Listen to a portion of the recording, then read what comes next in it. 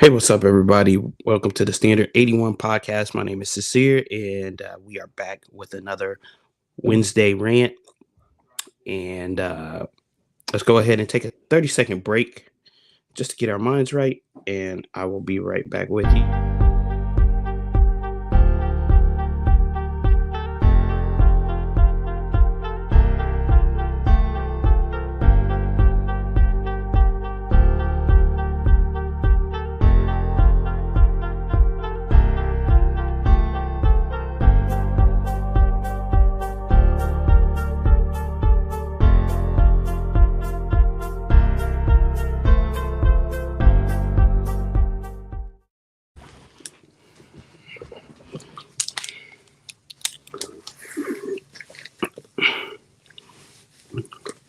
All right, let's see what we got here.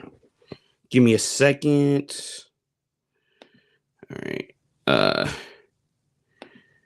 If you are joining me on this, go ahead and hit that like button, that subscribe button. But give me one quick second. I am checking on something here just to make sure that we are all locked in. So give me one moment. Having some issues here.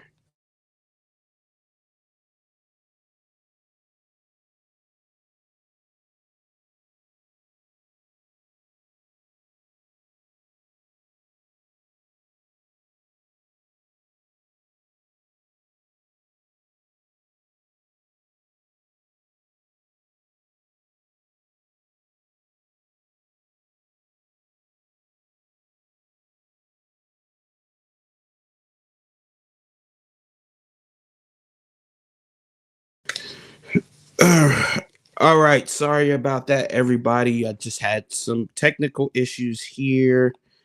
I've been having them since I've been trying to record, and it's kind of screwing me up a bit, but I think we are good to go.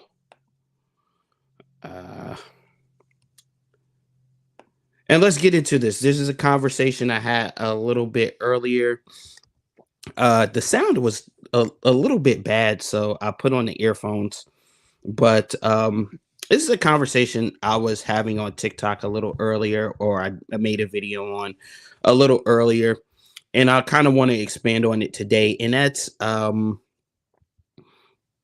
difference between at the finish line and growing. All right. So let me say this: when you're talking about growing with somebody, or growing into somebody, growing with somebody, or growing in with somebody, uh, there is a distinct difference than meeting somebody at the finish line, right? And here's what I mean. Here's what I mean. This is a process in which both of you discover each other at a time where you're in process. And in my opinion, it really doesn't matter where in the process you discover each other. You're just in that process. You're in the process of becoming. Some people do it earlier, some people do it later. Um, but nonetheless, you do that, right? And you build substantial things together throughout the history, throughout uh throughout the time you are together, throughout the time that you're married, whatever the case may be. However, meeting somebody at the finish line is a different thing. All right.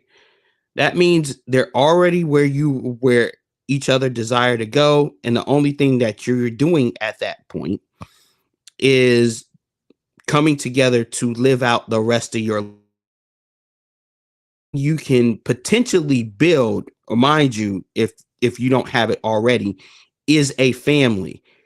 Given these two factors: number one, you're at the age where you can actually do that, and two, um, you don't already have a family coming in, right? So that's the only thing you're building at with somebody at the finish line potentially. And here's where I think we get these ideas conflated, in my opinion. We say, oh, we want this, we want that, we want this, we want that, and we want to build with somebody. Cool, cool. Ask yourself, what is it you're building exactly? What is it you're building exactly? Because here's the unknown unknown, right? If you continue down the path that you are doing, the way you are going, the ultimate conclusion may be you may end up alone. You may be by yourself.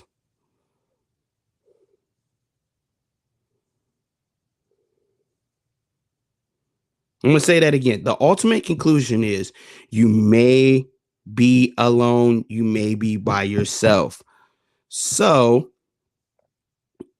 you got to ask yourself, what are you willing to risk in order to get what it is you want? I was watching a podcast yesterday, which kind of imprompted me to this. And once again, I'm sorry about all the technical issues and stuff like that, where a 60-year-old woman came on to the particular podcast. And there was well, I'd say middle age. I don't know how old she was. She was talking about how she was grinding and on her career and on this path and all this good stuff. But the 60-year-old woman said she was the same as her when she was her age.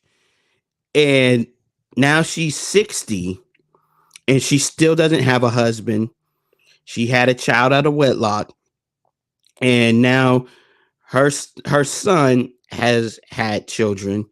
He is now divorced.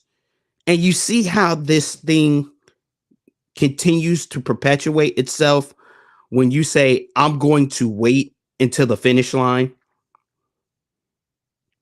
I'm going to wait until I get to a certain place. I'm going to wait until all the things that it begins to be an endless cycle of waiting, waiting, waiting, and more waiting. And the more you achieve, the more you grow individually, the more the more you begin to say to yourself, I'm not going to settle for this. I'm not going to settle for that. I'm not going to, and to a certain extent, rightfully so. Because the last thing you want is a liability in your life versus something that's going to come in. But you got to ask yourself, what is more important at that point? Is it more important for you to continue to build the life that eventually is going to fade into the background? Because when you're on that, and I said this all the time, when you're on that deathbed and when you're finally at that place, that moment where you need the most help, nobody's going to be there. That money ain't going to come get you. That career that you built ain't gonna come save you. Those people that flocked around you when you were at the top, they ain't coming. They not coming. But you spent all that time and expelled all that energy doing this, only to find out at the end you're alone. Only to find out at the end there is nobody. Only to find out you waited so long that now you're totally out of the game. And that's crazy. When it is not meant for us to be by ourselves. We were meant to be with each other, but we have come to a point in this country and in our in this state and in everything in this society where we are totally individualistic and consumed by selfishness. And unfortunately, the Bible predicts this over and over again. When I say the Bible predicts this, that's not an opinion. You can read it for yourself. So the thing for me is this.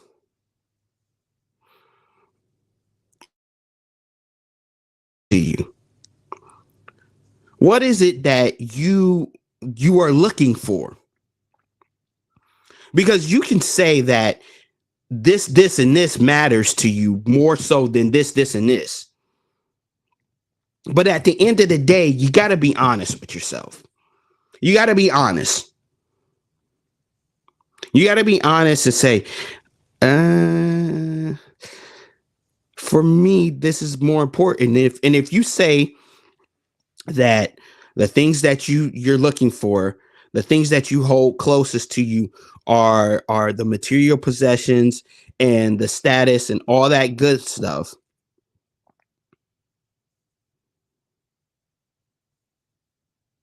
then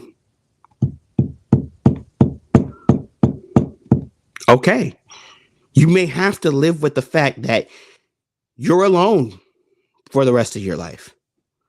You're without.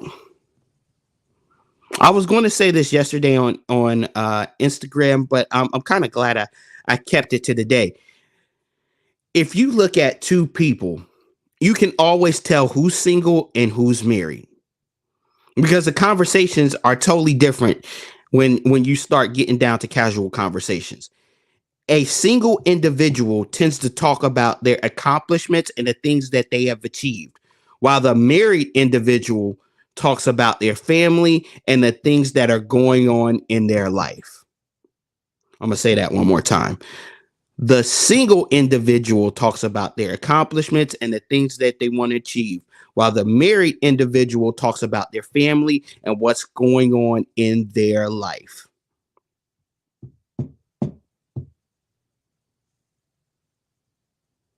I have noticed that throughout my time. I have seen it over and over again.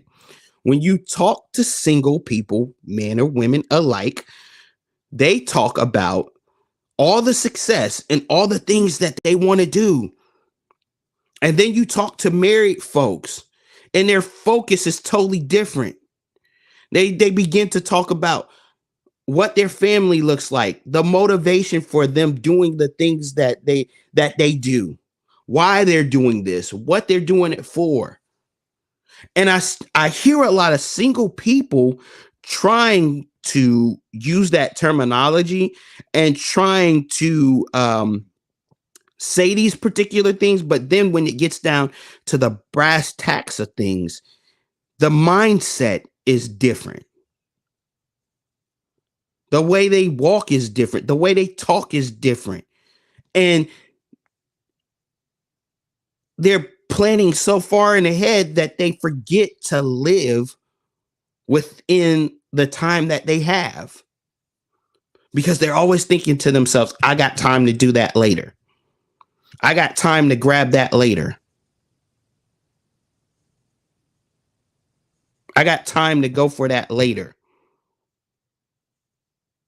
And it's okay if you can accept the fact that in you saying that, you may be by yourself. But the problem often comes in that most people can't accept that fact. They can't accept the fact that they did all this work and nobody wants to be with them.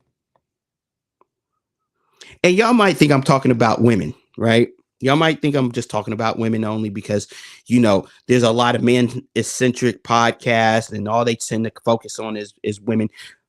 Let me give you another example from the same podcast. You had a gentleman that called in and he was talking about the young lady that he was pursuing. And he was telling about all the stuff that he was doing for her. Now, this man had means. But it was quite clear to me, even as a man that doesn't have substantial means, that this woman didn't like this man. She accepted the things that he was doing for him. She accepted the things he was doing for her, but she did not like him. It took her 7 days before he even gave a home cooked meal. And that was one of the things he asked for. And then after he ate the meal, she told him to immediately leave.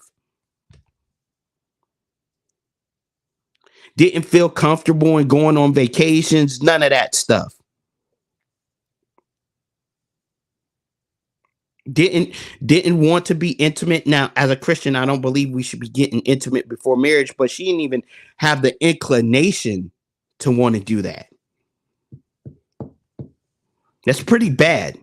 That's clear signs that even though he was financially speaking where where most women desire, he had the height, he had the financial means. It looked like he kept himself in pretty good shape. She still didn't want him. And it's amazing to me that the guy at the finish line still couldn't get anybody. So it goes to show, it goes to say that being at the finish line is not necessarily always what it's cracked up to be. I'm not saying it's not important, but what I am saying is God designed us to help each other.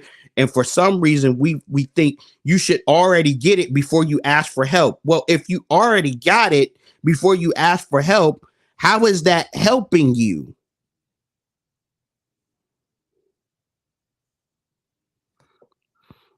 I don't think it is.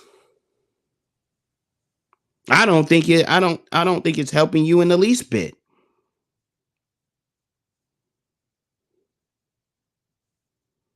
As a matter of fact, I think it's harming you.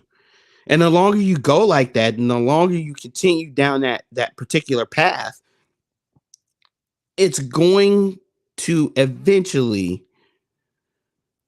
cause you more heartache and pain than it does anything, because you're going to look over at your life and you're going to say, man, I did all this for what? Who am I leaving it to?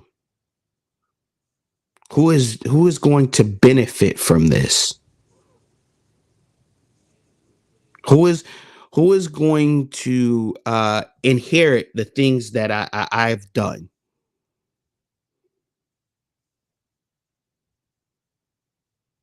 I know it's not going to be anybody of mine because I don't have anybody of mine. That's the that's the only thing I see that could be a plus benefit of having a child out of wedlock, because at least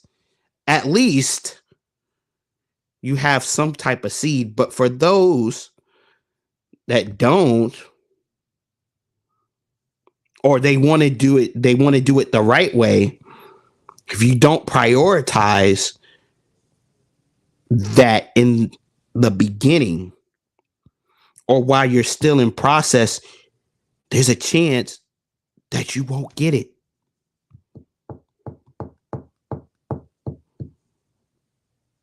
Because see, here's the thing I know. It's harder to evaluate a person when you're at the finish line, because now you begin to ask yourself, what are they here for? What is it that they want from me?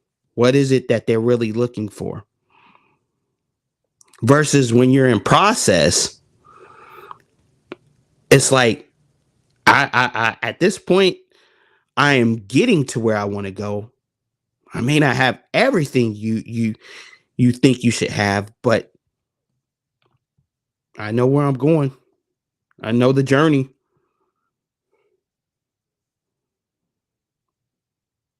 So yeah,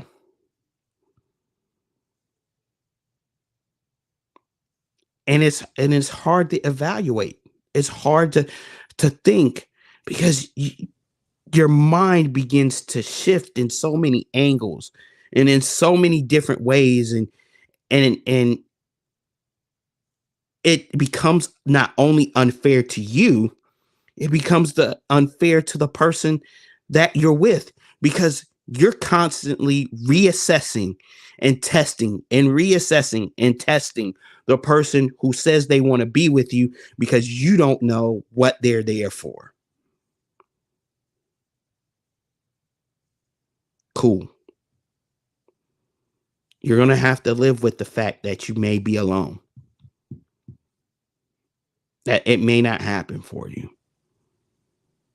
And that's all right if you're good with that.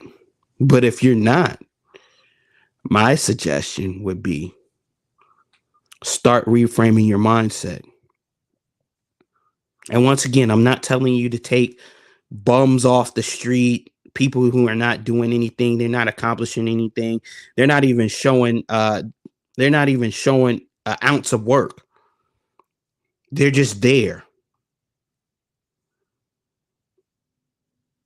You know, fellas, don't take the girl that ain't got nothing going. And I'm not saying she gotta be a boss chick, but if she don't have no job, she's got 3 kids and all that good junk. Whoa, I wouldn't suggest you take that. Ladies, don't take the hood dude, the bum on the street guy. You know he ain't got nothing going. I'm not telling you to do that. But what I am telling you is to reevaluate what it is you are looking for and reassess the things that are important.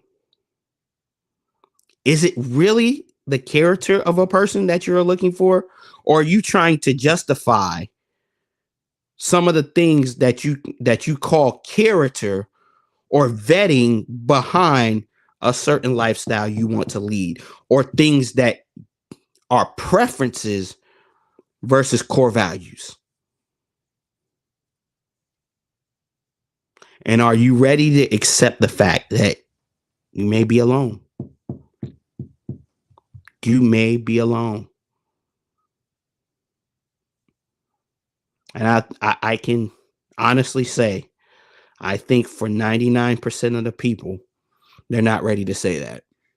They're not even ready to come to that reality, because we all think at some point it's all going to come together. At some point, it's all going to. Nope. Nothing in life is guaranteed, and especially not relationships. Because relationships are done with other people.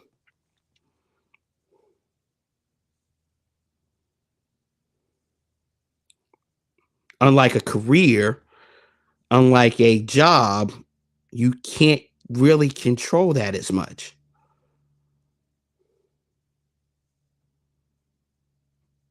You just have to accept the circumstances for what they are.